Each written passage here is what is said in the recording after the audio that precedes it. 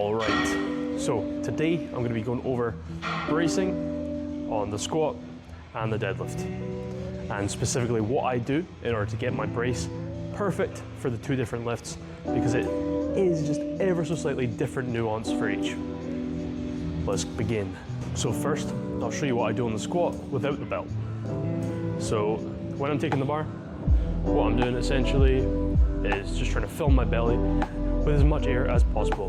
From here, we're then going to squeeze and pull the ribcage down, and what that's going to do is that's going to complete our brace. So big air and then squeezing, pulling the ribcage down.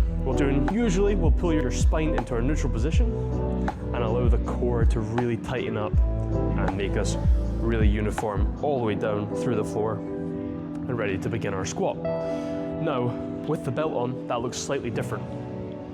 What it'll look like with the belt on is we're getting that expansion, and then from here it's going to feel almost unbearable. Then we're going to get that last squeeze out of it, and that's going to really complete the expansion around the midsection, creating as much tightness as possible within the belt. You know, we're just pushing against that belt, but that first expansion and then the squeeze to bring down that ribcage before we squat.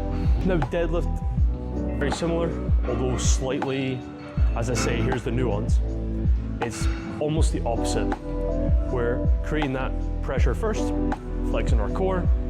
Once we've got that flex, we're just taking that air, which is, as you see, it's not as big an expansion against the belt, it's just a tightness. So we're going flexing and then bracing into the belt. And with the belt, now typically on deadlift, we want that belt to be slightly looser to allow a little bit of back movement, but not necessarily back movement. I would say more tightness without there being as much air, if that makes sense. So take the belt a bit looser, just so you can see what we're doing. We're creating that first initial pressure, boom, that's the core's flexed, then we're taking the air, that's us ready to go. So it's that flex and then air. As I say, almost the exact opposite of the squat, and that's basically what I'm doing to create as much pressure as possible. And I'm also not doing as much of a ribcage pull. I am doing it, but it's not as severe. The reason that helps in the deadlift is because we're getting that ever so slight bit of thoracic extension, which is just helping give us that little edge on the ROM front. Now I'm going to show you essentially what I'm cueing while I'm squatting. So we've got that initial brace, expansion ribcage down.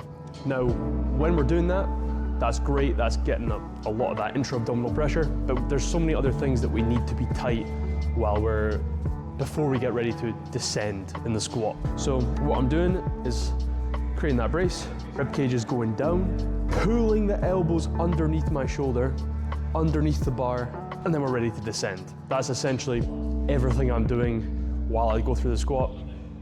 I'll show some clips of me doing this with heavier loads. Obviously, not the easiest thing to show you with a tube. So now I'll give you sort of the deadlift cue / tip I'm thinking before I actually pull. So deadlift bracing and getting ourselves ready for pulling with a deadlift. So when I deadlift, because I'm a slightly bigger guy, my mobility is going to be slightly limited by this whole section here, right? So when we're creating that brace, that initial position, right, we're going, I personally will start at the top. That is just what I do. I do that whether I'm pulling conventional, doing RDLs, pulling sumo, it's always at the top. It's the most consistent way for me to make sure that I'm getting the same intra-abdominal pressure each time. So what I'll do, initial squeeze, air in, come down to the bar. That's stopping procrastination. I'll literally just wedge, head up, go. So it's basically always from here, pretend I don't have the bar in my hands, right? We're gonna go, and then that would be it, pretty much. So it's not super overcomplicated. I think generally the more you try to complicate these things, the more procrastination you're gonna get, the less raw power, the less personality we're gonna see out of your muscles, and the direct force transfer is just gonna be less. So that's pretty much my things I'm thinking about while I'm squatting and deadlifting. Hopefully there's something applicable here that can help you get stronger, in turn better yourself as a powerlifter. It's been Rory from Soar Training Systems, and peace.